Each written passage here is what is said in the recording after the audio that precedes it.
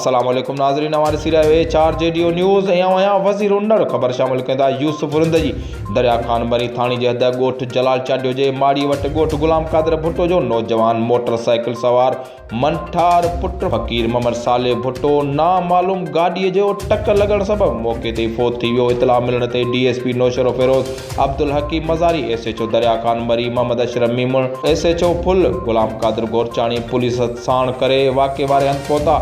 जॾहिं त इलाइक़े वासी पिणु वॾे तइदाद में वाक़े वारे हंधि पहुता, जंहिं बैदि फ़ौतीअ जी सुञाणप करे संदनि वारसनि खे इतला ॾिनो वियो। जंहिं बैदि फ़ौतीअ जे वारसनि वाक़े वारे हंधि पहुची फ़ौतीअ जी सुञाणप मंठार पुट फ़कीर मोहम्मद साले भुट्टो तौरु कई। जंहिं बाद नौजवान जो लाश रोलर हेल्थ सेंटर दरिया खान मरी मुंतक़िल कयो वियो। इस्पताल में डॉक्टर न हुजण सबबि 12 कलाक लाश इस्पताल में पियल रहियो। जंहिं बैदि 12 कलाक गुज़रण बैदि नवाब शामा ड्यूटी डॉक्टर घुराए लाश जो पोस्टमार्टम कयो वियो। जंहिं बैदि वारस फ़ौतीअ जो लाश खणी ॻोठ रवाना थी विया। पुलिस मूजिबि नौजवान खे कंहिं वॾी गाॾीअ टकर हयो आहे, जंहिं सबबि संदसि मथो पिणु फाटल आहे। वधीक जांच करे रहिया आहियूं। पोस्टमार्टम रिपोर्ट अचण बैदि वधीक जांच कई वेंदी। HRJDO न्यूज़ में फ़िलहालु एतिरो ई। वधीक ख़बरुनि ऐं अपडेट्स लाइ ॾिसंदा रहो HRJDO न्यूज़।